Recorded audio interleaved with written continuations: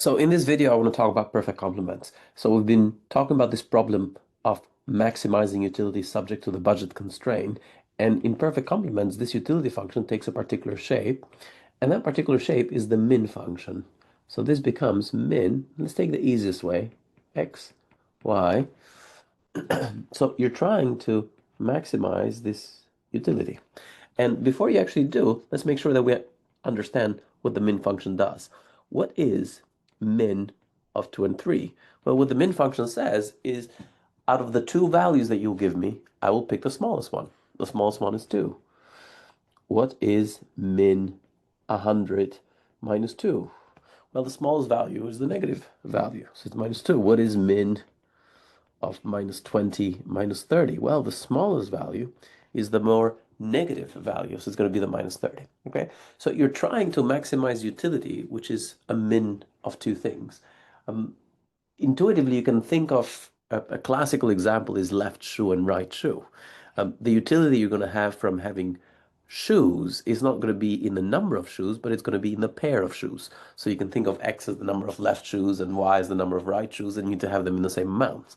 If you have 20 left shoes and three right shoes, you can only have three pairs, and therefore your utility is matched to three. That's the intuition. But you could also think of it more generally as having recipes that need precise matching of the X ingredient and the Y ingredient, and anything else is too much. You can think of bicycles being made of two wheels and a frame. And if you have two wheels and a frame, you make a bicycle. But if you have three wheels and two frame, you're still left with only one bicycle. Right? And that's the idea of this intuition of this perfect complements. Um, and the first thing that you want to start with is being able to draw indifference curves. So if you think about min of x and y being able to some number, let's say 3. Okay. The first question is, what are pairs of x and y that would give you utility 3? Well, x is equal to 3, y is equal to 5 would be one of them. The utility here of this min function would be 3. What's some other values? Well, x of 3, y of 10. X of 3, y of 11. You get the gist of it. So if we go back to our graph,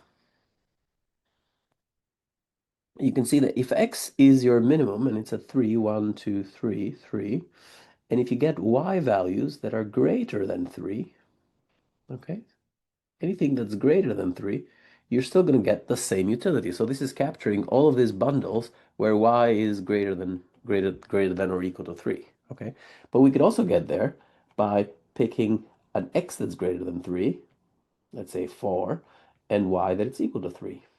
Okay, so x that is equal to 5, y that is equal to 3, etc. etc. And you start plotting those. Well, y is fixed and the x is increasing, and therefore you get this L-shaped. You get this nice L-shaped. So this is the utility of 3. So this is the indifference curve, or the combination of bundles x and y that give you utility of 3. Once you figure that out, then you can bring in a budget constraint and then try and find what is the indifference curve that is the highest, right? And then touches that budget constraint. Okay. Well, the best way to kind of solve for this is to find that there's going to be, we call this a kink, right? Because it's a bit of a corner here, right? There's a kink of this indifference curve.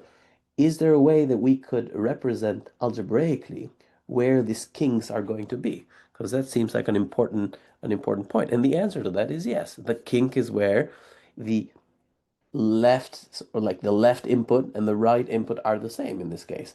So if I want the equation of the kinks, it will be where y is equal to x. And that's just the 45-degree line. Okay, and you can see that this is just one of the points on the 45-degree line. If I just draw it up here, it's a nice 45-degree line. So if I have a budget constraint and I'm trying to figure out the indifference curve that would sit on the highest, right, then one can see that one way that you would go about solving problem with perfect complements is to really find the equation of the kink.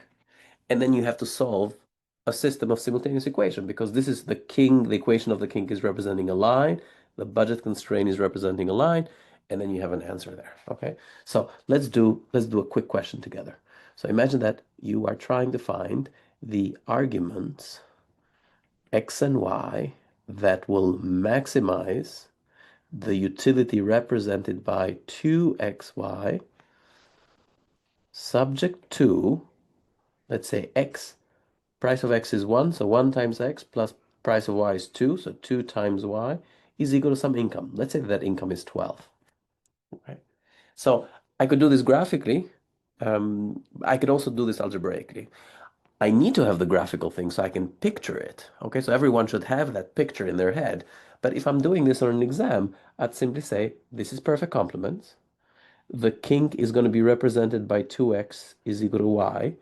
And the solution is going to be a system of simultaneous equation where I'm solving for the intersection point of the king line and the budget constraint. X plus 2y is equal to 12. Right, and I can see that y is equal to 2x. So then by subbing 1 into 2, I get that x plus 4x is equal to 12. So x is equal to 12 divided by 5. Okay, and then 2 times that, y star would be equal to 24 divided by 5. Okay, and that's it. This is the perfect complements.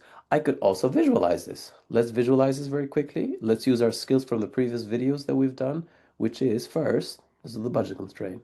How does the budget constraint look like? Well, spend all my money on X. How many can I get? 12 of them. Okay. 1, 2, 3, 4, 5, 6, 7, 8, 9, 10, 11, 12. Spend all my money on Y. How many can I get? 6. 1, 2, 3, 4, 5, 6, 6. Budget constraint, connect these 2 points, done. Okay. Kink is easy. Y is equal to 2x. Okay, so slope of 2. So 1 unit of x, 2 units of y. So 0, 0 is 1 point. A 1, 2 is another point. I can connect this to, make sure that it's a slope of 2. Here you go. This is my kink. Y is equal to 2x.